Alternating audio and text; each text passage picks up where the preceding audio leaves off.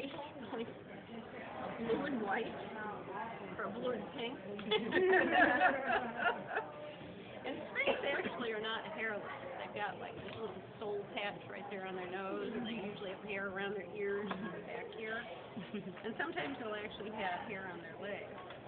Now, a Sphinx in championship class needs to be pot-bellied. We got that. Need to be hairless. That's good. Bald is good.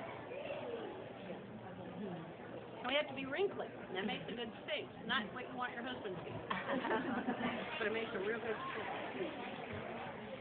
Here's a belly. Look at their little feet. What's that going on?